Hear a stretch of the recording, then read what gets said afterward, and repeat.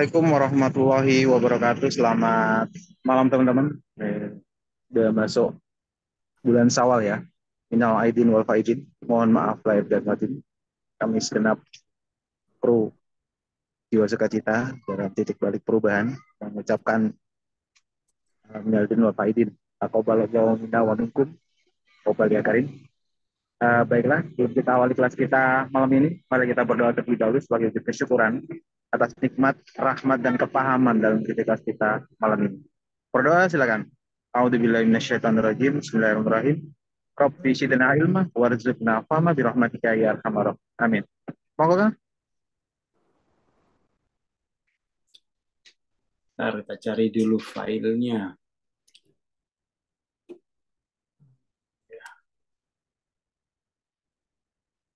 Bismillah.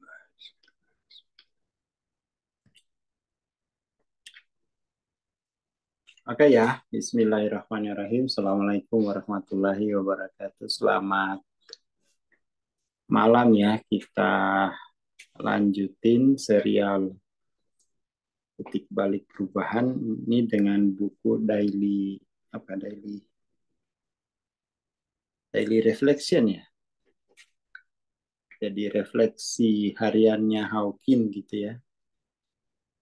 Tapi saya kira ini teman-teman, kalau membaca kayak gini kan kita tuh bukan berarti kita harus menyalin refleksi hariannya Hawking kan. Yang paling penting kan kita juga membuat refleksi harian kita gitu kan. Seperti itu. Kemarin kita sudah masuk di bagian pendahuluan. Set screen-nya Kang. Sekarang kita masuk ke pembuka gitu ya, pembukaannya. Bagian pembukaan.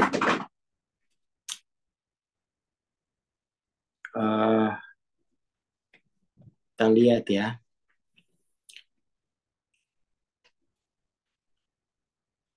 Mana nih yang kita lihat ini ditulis oleh salah satu murid terbaiknya Hawking lah. Profesor Frank Grace. Kita pernah ya baca tulisannya Frank Grace itu, kayaknya kalau nggak salah di buku Lettinggo juga dia memberikan kata pengantar ya. Seperti itu. Intinya tuh kalau ini ya, bahwa nasib jiwamu itu, ini kan nasib jiwamu, entah itu akan menjadi baik atau akan menjadi buruk,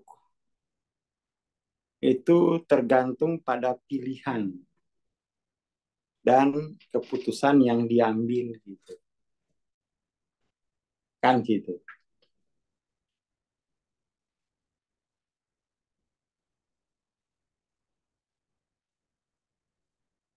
Jadi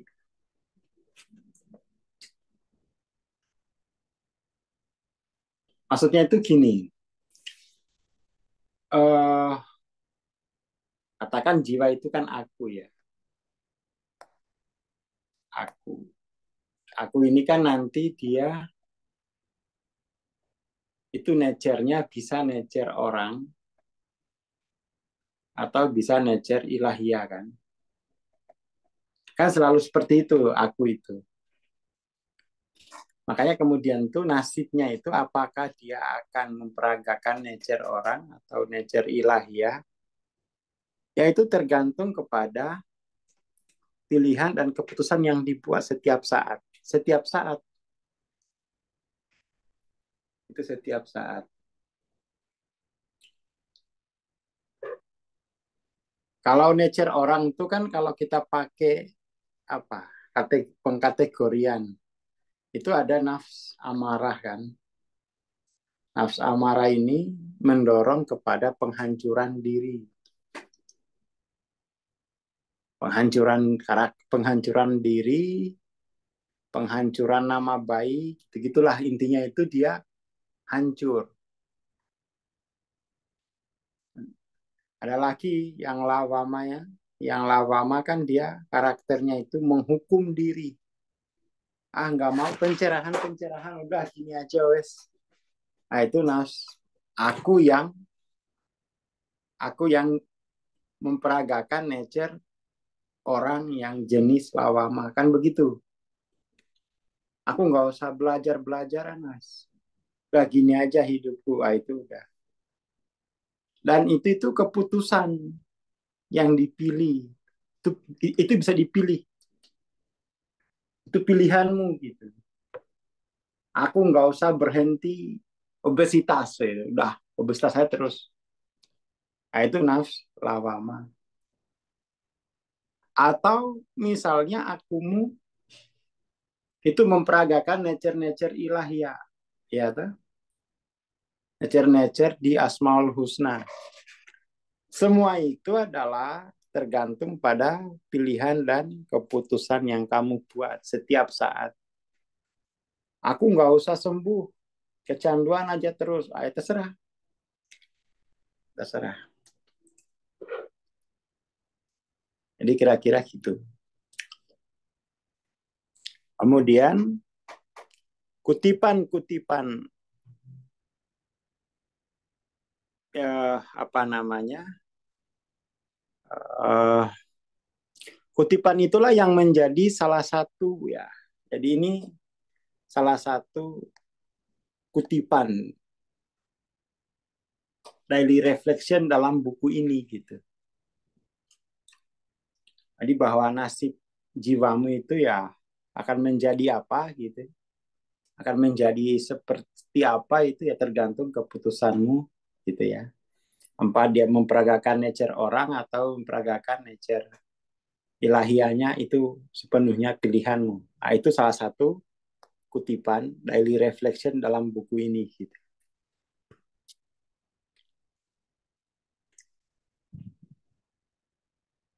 Hawking mengingatkan kita bahwa apapun yang kita pilih dalam kehidupan sehari-hari berdampak langsung pada jiwa kita. Apapun yang kamu pilih itu adalah apapun yang kita peragakan ya itulah nasib jiwa kita. Nah, seperti itu. Mau lebaran ini mau hura-hura juga boleh, tapi itu nanti jiwamu kan ya kamu akan itu melekat pada jiwamu gitulah kira-kira.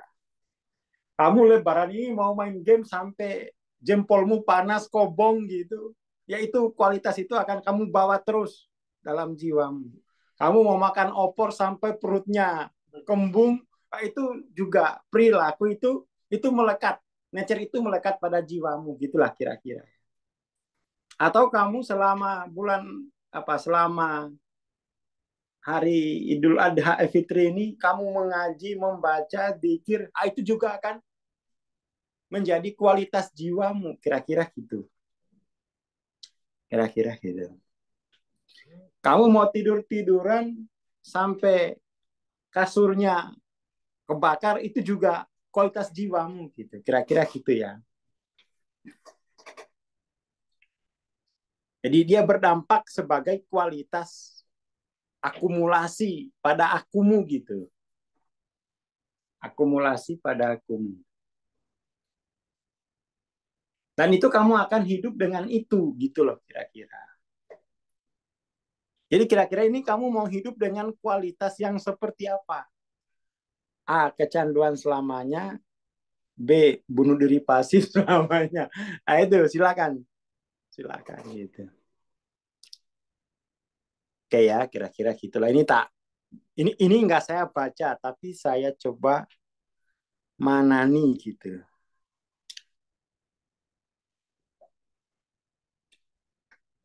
Apa yang akan Anda pilih untuk dilakukan hari ini? Atau apa yang akan Anda pilih untuk kamu peragakan hari ini? Nah, itulah.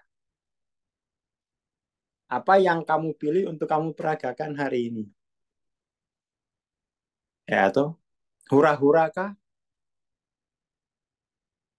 Makan opor sampai kembung? tidur sampai kasurnya kobong, terserah. Tapi itulah yang akan kamu rasakan sendiri. Gitu.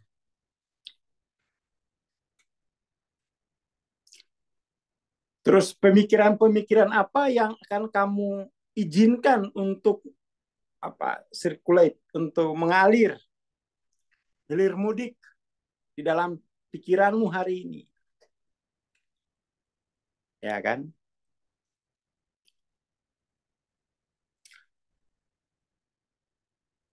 Kemudian pada apa atau di mana Anda akan memilih untuk memusatkan perhatian?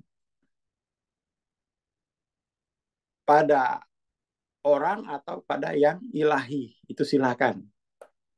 Silakan. Pada S kecil atau pada S besar. Kalau pada S kecil itu nanti kamu narsis. Pasti narsis. Kalau ini kan ujungnya S kecil itu kan narsis. Tetapi kalau S besar itu yang viral itu kehadirannya. Gitu. Peragaan kehadirannya atau narsis dari akumu sendiri.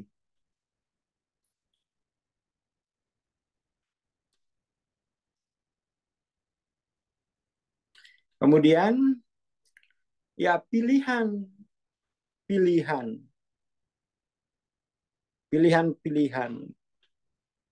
apa namanya? Pilihan kehidupan dan baik yang lahir maupun batin begitu ya.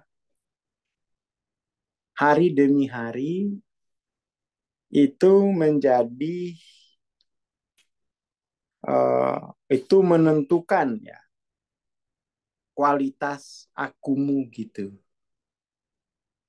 Jadi pilihan-pilihan baik yang bersifat batinia maupun yang bersifat lahiriah dalam kehidupan sehari-hari itu kemudian tuh menjadi kualitas akumu. Sampai akhirat kan itu ya. Sampai akhirat. Dari dunia sampai akhirat. Jadi kalau kamu pilihannya secara batinnya kamu menghasrati kekurangan, secara lahiriah miskin, terus hari demi hari, maka kualitas itu akan melekat pada jiwamu. Kira-kira gitu.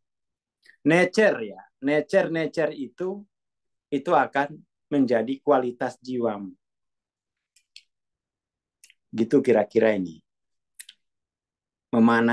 Memanainya gitu.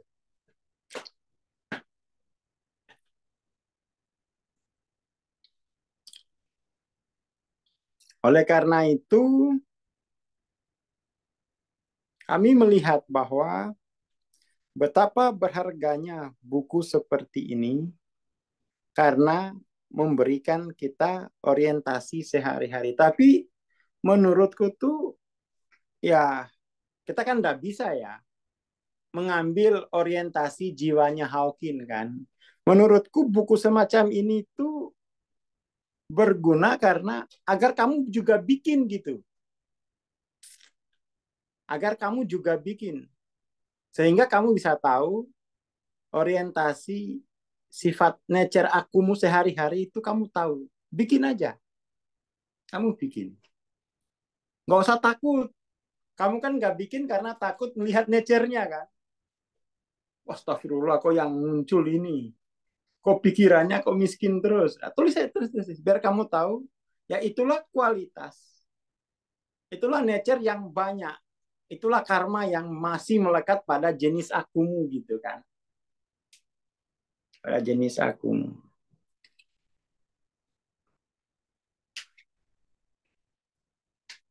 Tulis aja, ditulis. Jangan ditulis, tulis. Direfleksikan gitu loh. Direfleksikan untuk melihat bahwa pada akuku itu masih banyak loh nature-nature amarah ini kan. Ingin merusak diri itu masih banyak.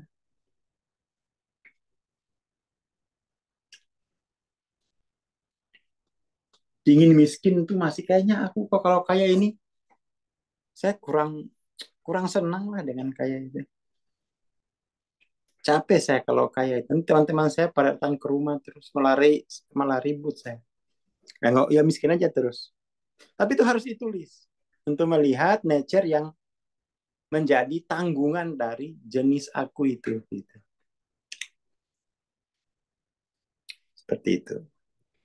Ini bikin untuk memperlihatkan apa orientasi sehari-hari dari aku itu.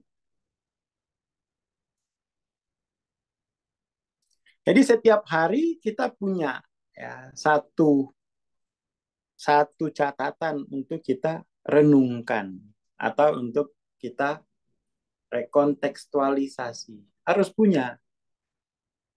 Saya punya gitu. Ya punya bahwa wah belum selesai ini. Belum selesai nature miskin dilarutkan gitu. Keluarga masih miskin. Ya kan? Harus ditulis. Minimal satu lah untuk direnungkan.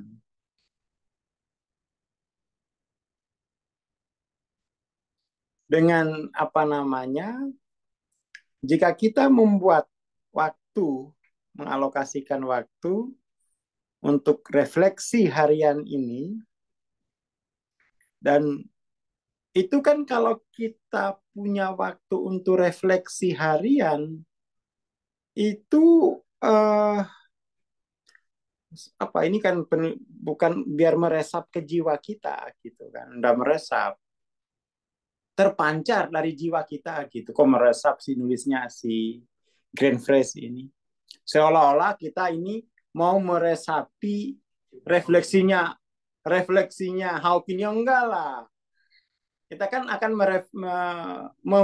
membroadcast gitu ya, membroadcast dari medan kita sendiri.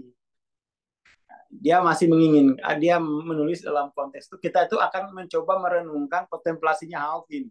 Ya ngapain? Aku kan punya jenis aku juga tuh ya. Ya, tapi dia masih berpikir bahwa kita itu akan menggunakan refleksinya Hawking untuk kita refleksikan. Ya enggak. Kita punya konteks sendiri kok. Kita punya konteks sendiri. Makanya harusnya itu kamu buat. Kamu membuat. Jangan lagi mau memperoleh. Baru kamu ambil. Jangan, nggak usah. Percuma udah es besar kalau kayak gitu kan. Kamu masih berpikir seperti dimensi keempat. Ini kan dimensi keempat. Ini. Kamu ambil satu quote-nya Hawking, baru kamu pikirin, ala seolah-olah kamu nggak hidup. Ya kamu ya hidup bersama dengan Hawking lah. Ya produksi syafaat sendiri lah. Sehingga nanti banyak. Jadi bukan untuk kamu ambil, tapi kamu bikin seperti ini aja loh. Saya mengajukan ini tuh biar kamu seperti ini aja udah jadi industri buku gitu kan. Sampai luar negeri kan gitu. Ya, seperti itu. Jadi nggak usah diresapi, nggak usah pancarkan aja. Nggak usah harus masuk ke uh, maka apa namanya nggak usah harus diresapi sampai ke dalam gitu ya. Jadi dengan menuliskan refleksi-refleksi dari konteksmu gitu, ya kamu jadi ngerti. Kamu hari ini tercerahkan apa enggak? Kalau peragaan konteks S besar tercerahkan, kalau S kecil ya enggak gitu. Ya kan? Ketika merespon katakan apa gitu kamu tercerahkan apa enggak? Ketika merespon sesuatu, kamu merespon dari konteks S besar atau dari konteks S kecil. Paling gampang lah. Ketika merespon lembaran ini, kamu S besar apa S kecil gitu. Oh lu nggak tahu, itu berarti S kecil, wes. Gitu.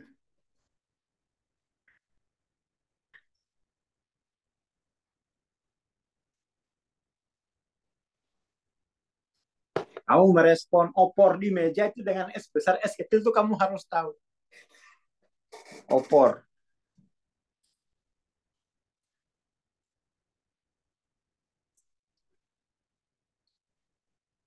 Seperti itu.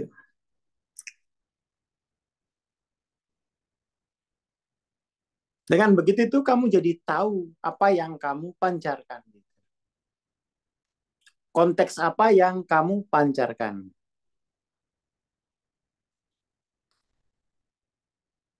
Entah apa namanya, kamu lagi jatuh, entah kamu lagi apa namanya bersinar, ya ditulis saja. Tidak ada kok yang sempurna kan. Ya, jadi pencerahan itu bukan berarti kamu tidak mengalami lagi konteks S kecil. Ya tetap ada, tetapi langsung balik lagi ke konteks S besar. Gitulah kira-kira pencerahan itu. Jadi pencerahan itu bukan berarti kamu tidak lagi mengalami nature-nature S kecil. Atau bukan lagi kamu bebas 100% dari konteks S kecil. Ya ada, tapi ya setahun 10 kali. Selebihnya ya konteks S besar. Itu sudah tercerahkan. Progresif lah. Di kopio istri kamu merespon dengan respon pencerahan, nggak apa-apa ya. Ini kehadirannya dalam topeng yang tidak sempurna, gitu aja udah. Dimarahin istri kan, ini adalah kehadirannya dalam topengnya yang tidak sempurna, gitu aja guys. Oh, itu berarti kamu tercerahkan kalau menghadapi kopioan seperti itu. Tapi kalau kamu menghadapi kopioan, mah, udah lama kupingku panas, mah. Ini lagi lebaran, mah. Itu tidak tercerahkan, es kecil, kontes es kecil gitu. Stop, stop kupingku panas. Sambil banting kopi, gelas kopi. Ah, itu es kecil. Tapi nggak apa-apa juga es kecil. Menyala ya, menyala. Kalau netizen tumben ini diam-diam aja. Ini lagi menghayati apa gimana ini.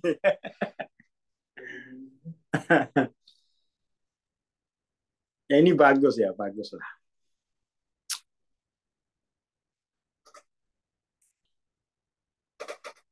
Tapi refleksi harian itu setiap hari itu membantu kita pada saat itu untuk bangkit dan tidak menyerah gitu loh.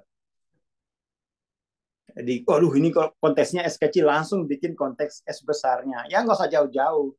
Konteks S besar dimensi 5 gitu kan, lumayan. Nanti kamu tidak kaget, kok nasibku begini terus ya Allah. Oh, pancaraanmu loh. Tiap hari lama. Dan kamu tidak sadar, kamu tidak tulis, tidak jujur. Terus tiba-tiba apa pula maksudnya Tuhan? Ya apa maksudmu? Nah itu nafsumu sendiri kok. Itu kan yang kamu broadcast setiap hari kan. Kualitas kita hari ini itu kan yang kita broadcast sepanjang hari di masa lampau kan. Atau kualitas kita hari ini adalah ya itulah nature dominan kita dulu. Nah gitu aja.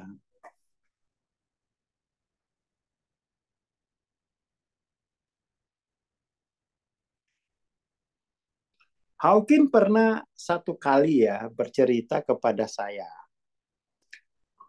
ketika saya bertanya mengenai pentingnya pekerjaan spiritualnya. Jadi apa namanya Hawking, kita kan sudah ini ya, sudah tahu Hawking itu ya dari penjual koran, lalu ikut wajib militer, ya, di kapal penyapu ranjau, ya, kemudian dia jadi psikiater, kemudian dia menjadi pemimpin di bidang baru psikiater psikiatri ortomolekuler, ya kan. Dan setiap pekerjaan itu dia tahu signifikansinya itu membantu apa sih, menyumbang apa pada kehidupan untuk pekerjaan-pekerjaan ini kan itu kan. Lalu friend Grace tuh nanya, kalau untuk pekerjaan spiritualmu itu sebenarnya signifikansinya apa sih dalam hidupmu gitu. Apa signifikansi dari pekerjaan spiritual ini? Karena pekerjaan spiritual ini kan gak kasat mata. Dia ada gunanya nggak sih buat dunia gitulah kira-kira. Dia nanya, ada gunanya nggak sih kamu kontemplasi-kontemplasi kayak gini? Gitu. Hawking menjawabnya bahwa pekerjaan spiritual itu seperti enzim. Seperti enzim.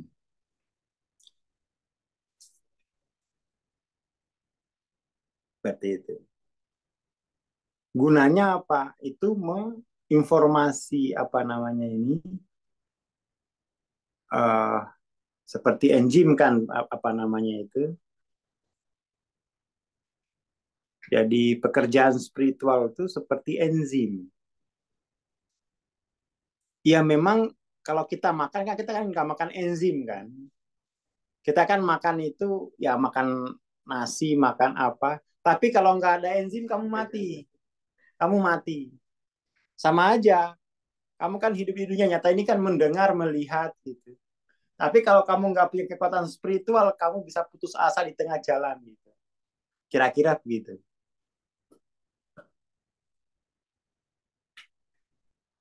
Informasi tentang kesadaran, tentang aku gitu, memiliki kekuatan untuk mendiagnosis dan menyelesaikan semua hambatan dan penyakit spiritual. Jadi aku itu punya penyakit. Nah, disinilah pentingnya orang yang paham Quran itu, ya, orang yang paham Quran,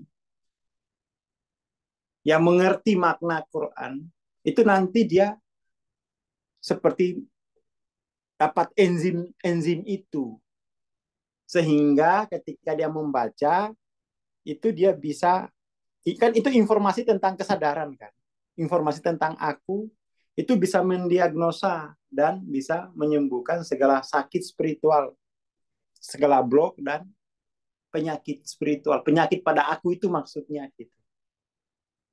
Makanya orang yang pintar ngaji itu ya hatinya bersih. Kenapa? Dia ini terus semprot sama enzim terus. Tapi kalau nggak paham artinya ya udah lost. Karena itu dia ini informasi kesadaran. Makanya penting untuk memahami tata bahasa. Ada sekarang jenis terapi baru yang disebut dengan biblioterapi. Biblioterapi, membaca. Biblioterapi. Membaca itu bentuk terapi untuk mendiagnosa dan untuk resolve, melarutkan segala macam blok dan penyakit spiritual. Setiap hari kan, kamu kan kalau kita nggak ingat Tuhan tuh kan sudah mengalami blok lagi. Hanya fokus ke dunia aja, udah itu ke blok sudah. Dengan membaca informasi-informasi spiritual, ikut-ikut apa namanya kayak kelas-kelas TBP, transendensi itu kan bloknya dilepaskan. Kamu habis kelas itu rasanya enak. Lah itu enzimnya bekerja. Enzim spiritualnya bekerja. Nah itu yang kemudian orang merasa, saya kok kecanduan TBP ya? Enggak, itu enzim. Awalnya mau marah jadi tidak jadi marah. Kenapa? Didiagnosa. Itu signifikansi daripada informasi-informasi dengan kesadaran. Kita bilangnya kecanduan, enggak, kamu itu dapat enzim gitu. Dapat enzim. Makanya kalau yang pintar ngaji itu ya bersih. Kenapa? Ya itu. Dia sedang menjalani biblioterapi. Makanya kayak buku TLOC, Power Force, Dissolving Ego, dari situ tuh ya kamu bisa, oh ini aku nature ini loh. Sehingga kamu tidak terdampak. Nature itu tidak berkarat di akumu gitulah kira-kira ya. Tidak berkarat. Apalagi tadi misalnya habis marahin anak. Setelah dengar ini, wah aku kok tadi itu dikuasai nature marah ya. Piring melayang tadi saya banting. Wah itu nafsu amarah, kepingin saya pecahin kepala kepala gelasnya, bukan kepala anak, jangan. Tapi itu nafsu amarah gitu, menghancurkan. Jadi pekerjaan spiritual itu berfungsi seperti enzim. Enzim. Jadi jiwa ini kan dia apa? Apa istilahnya itu ya? Dia berjalan di dalam kehidupan kan. Kadang-kadang ya lupa. Lupa dengan pendasaran dirinya. Dengan ikut-ikut begini sadar lagi dia, oh S besar S kecil gitu kan. Nah itu enzim. Sampai kemudian itu bisa jadi organ tersendiri pada dirimu gitu. Informasi itu sampai menjadi organ tersendiri. Sampai kamu bisa memproduksi sendiri gitu. Ya makanya ditanya, kok Bang Aswar nggak ada capeknya? Apa capek? Oh, ada enzimnya kok. Ada enzimnya. Ada enzimnya tersendiri nih. Jadi nggak capek. Justru kalau berhenti itu capek gitu kan. Kita sudah masuk dalam siklus enzim spiritual itu. Sudah masuk ke situ. Dan itu menyehatkan. Karena kan gini, aku kita ini kan dia selalu dalam tegangan antara alam tinggi dengan alam rendah kan. Kadang-kadang ya nyerap konteks es kecil itu kan, karma lah. Dan numpuk terus. Nanti kalau tak tahu numpuk jadi penyakit, jadi kemiskinan kan. Kamu nggak sensitif lagi dengan nature ilahiyamu kan gitu. Tapi dengan mendengarkan kayak begini, itu pembersihannya rutin lah, rutin. Dan tidak semua orang kata-katanya itu bisa mengaktifasi enzim spiritualmu. Makanya misalnya mungkin ya, kalau kamu udah kuliah di PCI, dengar kuliah lain tuh enzimnya nggak keluar. Hambar ya. Ya udah beda enzim. Kamu udah enzimnya itu udah very high in the sky udah. Enzimnya itu udah kelas-kelas tinggi. Di stimulus dengan enzim dimensi keempat, garing. Udah nggak minat, beda enzim sudah. Itu bahayanya. Enzimnya sudah beda. Kamu dengar ceramah, kayaknya enggak, aduh, garing ini ya. Iya, itu beda enzim sudah. Berarti kamu sudah punya kehalusan, sudah punya kepekaan pada enzim-enzim tingkat tinggi. Gitu. Ya kan? Makanya dulu orang-orang kafir itu, jangan ketemu Nabi, kamu kena enzimnya habis kamu. Kamu nggak bisa lagi menerima keburukan gitu kan. Ya, lalu Nabi dibilang itu orang itu punya sihir loh kata-katanya. Enggak, ya kena enzim spiritualnya Nabi. Iya kan? Kena enzim spiritualnya Nabi. Apalagi mereka satu bahasa kan.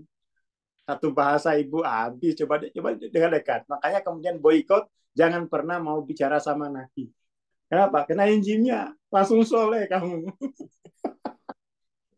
Karena kena enzim hamba terbaik di antara seluruh hamba kan. Ya langsung soleh. Dibilangnya sihir.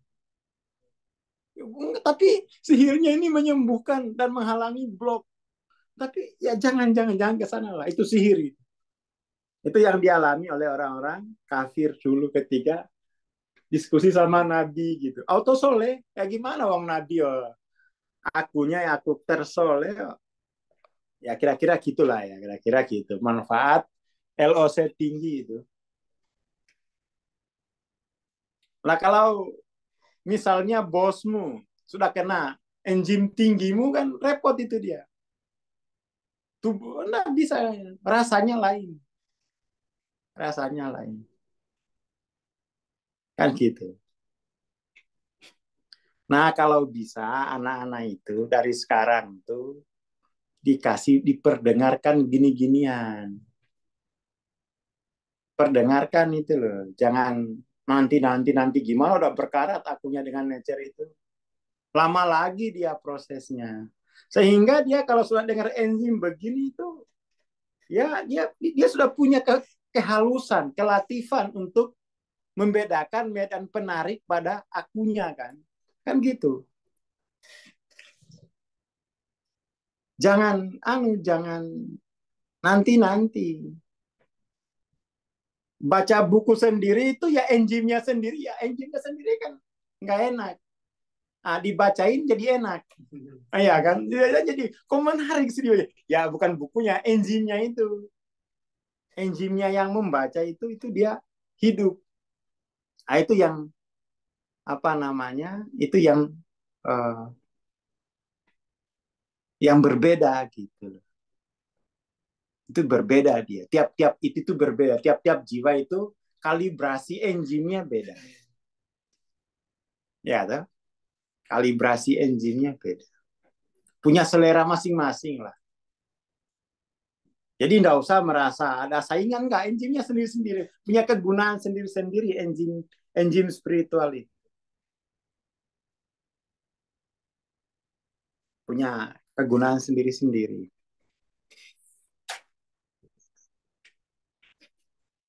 Jadi enzim itulah yang akan mendiagnosa dan akan menyembuhkan seluruh blok spiritual dan penyakit-penyakitnya. Penyakit-penyakitnya.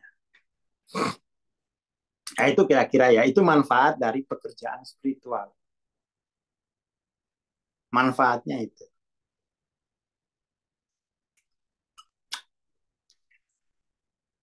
Terdiagnosa.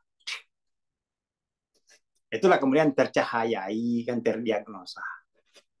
Soalnya kalau hambatannya itu kebuka, ya kamu tercerahkan kan? Artinya, awan-awan itu tidak lagi melekat pada aku. Ilusi itu tidak lagi melekat pada aku kan? Akhirnya dia terbuka. Ya kamu tercerahkan. Nah, itu fungsi pekerjaan spiritual gitu.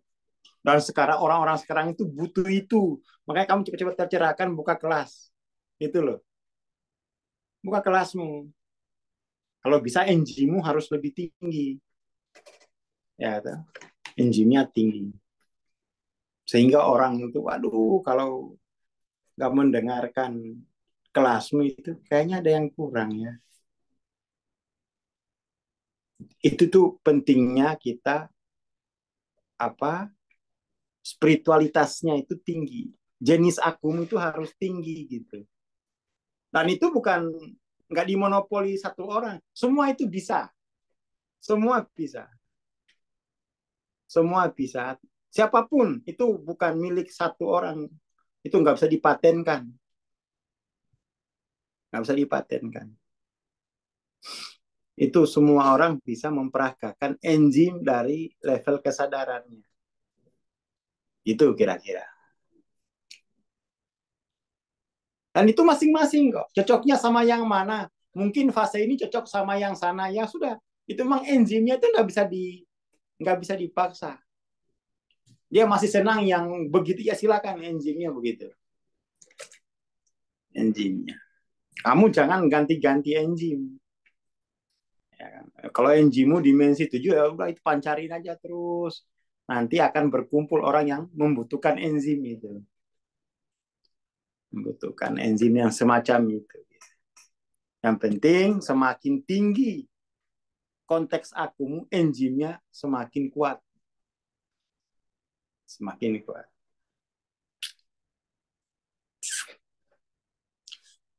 Itu kira-kira ya. Itu fungsi dari pekerjaan spiritual. Yang itu tidak bisa digantikan oleh obat. Tidak bisa digantikan oleh diskotik. Tidak bisa digantikan oleh game. Walaupun tuh gamenya katanya enggak. Itu engine spiritualnya beda. Enggak bisa digantikan dengan opor. Apalagi rendang nggak bisa. Makan rendang sampai perut kembung, nggak dapat enzimnya. Enzim spiritual. Enzim materialnya dapat, enzim spiritualnya nggak dapat. Jadi jangan kamu anggap level kesadaranmu itu nggak berharga. Berharga itu. Karena dia punya kualitas enzim. Makanya anak-anaknya kalau sudah SMP, cemplungin aja di sini dulu. Udahlah, cemplungin. Cemplungin. Cemplungin aja. Biar kena enzim dia. Kena enzim. Ya kan. Ya saya termasuk dulu ya.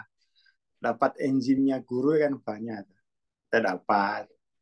Apalagi dulu madu nyamba itu, waduh enzimnya itu ya. Ya kan. Enzimnya Badim, wah enzimnya pintar. Kena. kena enzim itu. Jadi frekuensi daripada konteks itu menyentuh langsung jiwa. Dan itu mendeteksi dan menyembuhkan hambatan dan sakit spiritual. Ketidaksadaran gitu maksudnya. Ya, itu manfaat dari pekerjaan spiritual. Hawking tahu. Hawking tahu. Jadi orang-orang yang sakit itu hanya kekurangan enzim spiritual. Orang-orang yang miskin kekurangan enzim spiritual. Kira-kira gitulah. Dan kamu bisa memproduksi syafaat, kan syafaat ini kan. Tapi kan Hawking tidak punya kosakata syafaat, ya ngomong enzim.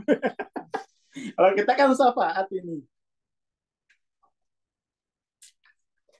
Apalagi dalam situasi dunia yang kayak sekarang, butuh banget itu enzim spiritual itu. Lihat aja, banyak artis nikah sama para ustadz kan. Iyalah, punya enzim kok. Artis nikah sama stand up comedy. Ya lumayan lah enzimnya 80 kan. Humoris. Daripada nikah sama PNS, pusing.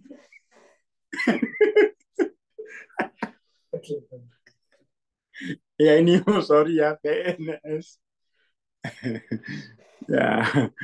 ya kan artis kan ya nyari enzimnya dia udah lelah dari panggung ke panggung kan, udah lelah dari panggung ke panggung, dia mencari pokoknya itu pasangan yang kalau dengar enzimnya itu langsung sembuh batinnya kayak gitu. Itu loh Mas Imam. Ada Mas Imam nggak nih? Kok tumben nggak komen? Kayaknya lagi nggak mau ninggalin meja opornya ini. Aman kita ya. Ya alhamdulillah nggak ada orangnya. Kira-kira gitu. Jadi jangan kamu abaikan. Apa sih dengar-dengarin beda buku kayak gitu kayak nggak bisa baca aja. Beda engine bos. Beda engine. Beda engine. Gitu. Kira-kira gitu. Jadi manfaat pekerjaannya itu. Kemudian itu setelah bersentuhan dengan enzim itu, enzim dari katakan konteks itu kemudian dia mempotensiasi mekanisme kesadaran diri dan penyembuhan diri, ya kan? Yang jadi dia itu menyembuhkan gitu. Setelah enzim spiritual itu kamu terima melalui kehadiran kan? Melalui kehadiran itu mempotensiasi mekanisme kesadaran diri dan penyembuhan diri gitu. Yang sebenarnya itu karunia dari akumu sendiri gitu. Tapi akumu masih ketutupan ilusi-ilusi sehingga dia, tapi kalau kena enzim itu larut lah kira-kira. Larut. Ya larut. Ya bagus nih Hawking menjelaskan manfaat dari kesadaran tinggi. Bagus. Karena apa? Dia tahu. Dia tahu. Dia tahu. Jadi enzim itu mempotensiasi mekanisme kesadaran diri dan penyembuhan diri. Artinya itu gini, setelah kena enzim spiritual konteks tinggi, akumu itu nature-nya jadi kuat, nature tingginya. Atau paling enggak nature rendahnya itu jadi larut gitu kira-kira lah. Sehingga apa? Sehingga kamu terbiasa dengan konteks tinggi. Jadi pelajaran spiritual itu dia hanya pembiasaan kok. Pembiasaan dengan medan tinggi. Sehingga apa? Kamu kalau tidak dengan medan tinggi itu kamu mati gaya. Nah, itu kamu udah punya kebutuhan spiritual. Udah punya kebutuhan spiritual. Artinya kamu punya kebutuhan dengan medan energi tinggi. Pecandu orang itu. Medan energi tinggi itu candu.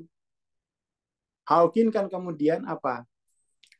Uh, dia gambarkan orang yang telah kecanduan medan energi tinggi, tapi sebenarnya medan energinya sendiri gitu. Hanya belum mampu dia produksi enzimnya, tapi itu dari dirinya sendiri. Dari dirinya sendiri. Itu seperti kata Hawking itu seperti di film Shangri-La itu. Orang-orang setelah merasakan medan energi tinggi, dia mengorbankan apapun untuk kembali mengalami medan energi tinggi. Termasuk Hawking. Hawking itu kan mengorbankan kliniknya kan, demi untuk bisa merasakan kembali medan energi tinggi gitu. Dia kemana-mana gitu ya, ke Sedona gitu ya, untuk merasakan kembali medan energi tinggi itu.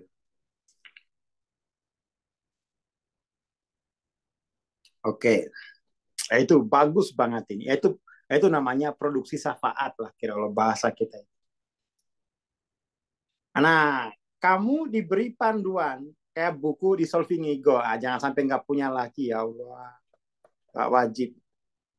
Kamu tulis enzimmu, kamu naikin sedikit lah tulisannya Hawking itu kan. Kamu koreksi apanya gitu. Ini kurang tepat nih. Kayak ini kan saya koreksi itu. Kamu disuruh untuk meresapi, nggak usah ngeresapi punya orang. Kamu pancarkan punyamu sendiri gitu. Kan kita koreksi tulisannya friend grace. Soalnya enzimnya ini kok kita kenali ini enzim dimensi 4 ini. Kita ganti dengan enzim dimensi tinggi lah. Masa kita disuruh meresapi? Kita produksi kok. Kan kira-kira gitu ya. Kira-kira kita koreksi. Ini enzimnya aduh turun. Jangan. Kenapa turun? Disuruh meresapi lagi. Harusnya memancarkan gitu. Jadi tidak dengan membaca buku itu kita bisa koreksi juga kok. Nggak harus kita serap ngapain. Tapi dengan ini itu jadi terpandu. Mana kepalsuan, mana kebenaran. Kan gitu aja kan di buku itu kan. Oh ini benar, ini salah, ini benar, oh, ini oke, gitu.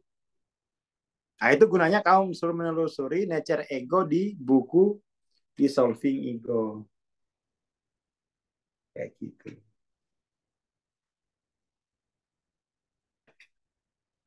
Oke ya. Buku kecil ini adalah refleksi harian gitu ya. Kemudian itu provide dia menyediakan buku kecil ini berisi renungan harian yang memberikan enzim spiritual yang akan membantu Anda mencerna fenomena-fenomena keseharian Anda, pengalaman hidup sehari-hari lah. Gitu. Menjadi sesuatu yang bermanfaat bagi jiwa Anda. Kalau mau mendapatkan enzim spiritual yang besar terkait nature ego itu di buku Dissolving. Dissolving itu paling banyak itu. Asalkan kamu mampu oret-oret. Kamu mampu oret-oret. Kalau ini tidak terlalu kecil-kecil kayak gini gitu. Kalau Dissolving itu padat. Dan dia kalau ini kan tidak tematik. Kalau Dissolving Ego itu kan tematik. Ada 3 bagian. 2 bagian pertama itu membahas nature ego. Ego dan mind. Nature ketiga baru nature ilahi kan gitu. Jadi bukan cetusan harian kayak gini, tapi dia sudah dikumpulkan. Nah, inti-intinya ego itu sudah dikumpul di situ. Makanya itu wajib. Biar apa? Kamu biar peka dengan enzim ego itu kayak gini ya. Kan gitu kan. Jadi sebelum enzim itu menggerakkan akumu, kamu udah sikat duluan di buku gitu kan. Kamu jangan main-main gerakin aku ya. Kamu tak rekontekstualisasi dulu di buku kamu gitu. Itu gunanya DE itu. DE. Kalau TLOC itu gunanya dia biar kamu tahu nature 75 itu membawa kamu kemana. Aku itu dibawa kemana oleh nature 75 itu kan. Dibawa kemana itu. Itu kamu tahu. Lalu bagaimana balik ke sana itu juga tahu. Kalau power force itu sebenarnya kekuatannya dia gini. Power force itu kan di babak awal dia yang terbaik itu. Jadi di power force itu kurang lebih kalau kita ikutin, kan kita sudah pastikan gitu bahwa orang Barat itu kan untuk sampai pada kebenaran itu akan ada trias paradigma kan. Ada trias paradigma. Jadi untuk sampai kebenaran tuh paradigmanya ada satu paling awal tuh mitos atau religi kan. Mitos atau religi. Kemudian filsafat. Lalu menguat pada sains. Tapi trias paradigma ini tidak membawamu ke inti kebenaran. Hawking membawa lagi satu paradigma untuk sampai pada kebenaran yang disebut dengan nature of consciousness. Kan gitu toh. Ada paradigma baru untuk sampai pada kebenaran, langsung fokus pada nature of consciousness. Itu power force nih yang bahas ini. Yang bahas itu power force. Makanya dia kritik banyak hal di bab-bab awal gitu kan. Dan Barat belum siap untuk merangkul paradigma baru dalam pencarian kebenaran. Saya ada ini loh. Nah, saya punya, kita liatin ya. Ada apa ini? Jurnal ya. Jadi di Barat itu sekarang lagi ini. Jadi pergeseran paradigma pada sains, filsafat, dan agama saat ini. Jadi orang Barat itu tidak puas lagi dengan trias paradigma itu. Tapi belum tahu jawabannya mau kemana. Lah Hawking dari dulu bilang melalui diri kok. Tapi kan belum apa ya, belum nggak tahu ini penulis jurnalnya belum ini. Jadi itu konteks power force itu mengajukan sebuah paradigma baru untuk tiba pada kebenaran, yaitu melalui nature aku. Itu power force. Power force. Tetapi dia tidak mengabaikan paradigma-paradigma lain, tapi itu hanya 499. Kan gitu ya. Nah, jangan sampai 3 buku itu kamu nggak peduli ya, jangan. Itu kamu nanti nggak, enzimnya nanti kurang kuat membahas peta kesadaran, karena kamu nggak ngerti tiap buku itu ngebahas apa sih. Kan gitu. Tapi kalau pemahamanmu bagus, itu kuat. Enzim itu kokoh. Enzimmu kokoh. Karena lengkap gitu. Karena lengkap. Jadi kamu harus susun pengetahuan tentang aku itu serapi mungkin, sehingga punya bobot enzim itu berbeda. Punya bobot enzim itu berbeda. Karena kenapa? Rapi.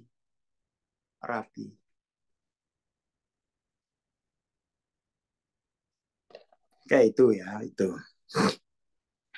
Dengan enzim spiritual itu akan membantumu untuk memproses fenomena-fenomena, pengalaman-pengalaman harian. Ketika di kopio istri, enzimmu kuat. Nah, udah, istri tercerahkan. Gini loh, Ma. Itu kan. Jangan stop, kupingku panas, Ma. Stop. Malah gelut. Kamu nggak punya enzim untuk memproses kopioan istri. Nggak punya enzim. Tapi kalau kamu punya enzimnya itu, gini loh mas, ini malah terangkan mas, ambil spidol. Kategori dulu ya mas, nah ini loh ya gitu. Jadi istrinya adem, kena enzim. Nah kamu nggak punya enzim, modal relasi kuasa, stop kupingku panas, kabur saya ini. Lama-lama itu enzimnya bikin darah tinggi. Tapi ambil spidol mah. Kita terangkan gini loh, proses tahapan-tahapan perubahan itu. Shiftingnya itu gini ya. Oh gimana. Nggak jadi marah.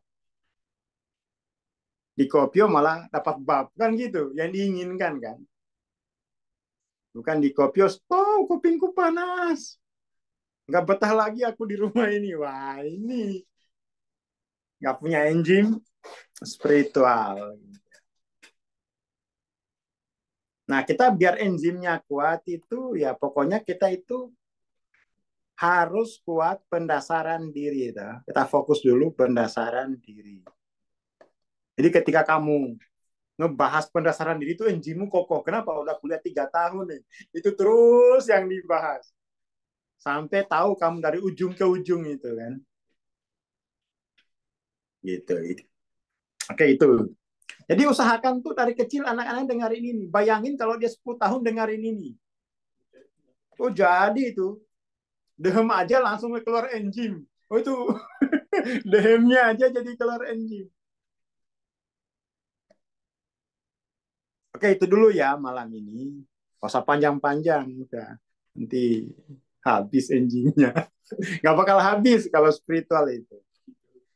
Ini Friend Grace di bagian kedua ini dia kemudian mengambil contoh. Ada pekerja, ada suster di suraunya Mother Teresa. Jadi ada tarekat Mother Teresa itu ada. Enzimnya kuat-kuat sehingga orang miskin itu bisa sembuh kalau mereka yang rawat. Kalau kita kan enzimnya lemah, orang awalnya kaya, dekat-dekat tambah miskin, tambah miskin. Adip Kopyo malah kabur. Iki, oke ya. Jadi nanti besok, besok itu jam pagi aja lah ya. Kita lanjutin pembukaannya itu, pembukaan dari Van Grace bagus, keren banget. Jangan lupa 3 buku utama itu kamu harus punya biar NG-mu kuat.